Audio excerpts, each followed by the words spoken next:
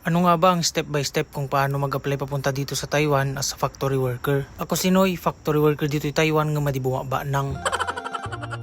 Hanggang ngayon nga marami pa rin nagtatanong kung ano nga ba yung unang gagawin kapag nag-apply dito sa Taiwan. So for today's video guys ay share ko sa inyo kung ano yung step by step ng pag-apply papunta dito. Kaya sa mga patuloy na nagtatanong sa akin sa TikTok at saka dito sa Facebook, sana mapanood nyo to para makapag-umpisa na rin kayo. So ang step 1 guys ay kumpletuhin nyo muna yung requirements nyo. Advantage kasi yun kapag kumpleto na agad yung requirements bago kayo mag-apply. At kapag kumpleto ng mga requirements nyo ay proceed na kayo sa step 2. So ang step 2 guys ay maghanap kayo ng mga agency na pwede nyong applyan at maglalagay ako ng mga link dyan sa comment section para madali nyong mahanap yung mga agency na pwede nyong applyan papunta dito. At ako naman ito yung agency na in-applyan ko. Kapag nakahanap na kayo ng applyan nyo guys punta na kayo sa step 3. So ang step 3 guys ay umpisahan nyo ng mag-apply sa mga agencies. May mga agency na tumatanggap ng walk-in at saka online. Tips ko nga pala sa inyo, mas maraming agency na applyan, mas maraming chance na makapunta kayo dito. At kapag naka-fill out ka na sa in-applyan mong agency punta ka na sa step 4. So ang step 4 ay maghintay ka ng confirmation galing sa agency. Mag-i-email, magte-text o tatawag sila sa inyo kung qualified ba kayo. At kapag nakatanggap ka ng tawag nila ay mag-report ka na agad-agad. So punta na tayo dito sa step 5. Ang step 5 ay maghintay ng exam tsaka interview. Kailangan mong pumasa sa exam bago ka ma-interview. Sa exam guys, kayang-kaya nyo yan, pero karamihan sa exam ay math. Depende naman yan sa agency. Pagkatapos ng exam guys at nakapasa ka, diretso ka na sa interview. At kapag okay ka na sa interview, step 6 ka na agad. Step 6 guys ay maghintay ka na lang ng confirmation galing sa agency kung selected ka na. Sa pag-a-apply guys, samahan nyo lang ng sipag at tiyaga kasi yung pag-a-apply umpisa pa lang yan. At kapag nakarating ka na dito na yung totoong laban. So step 7 guys, ang step 7 ay hintayin mo ang agency na kontakin kanila para sa medical.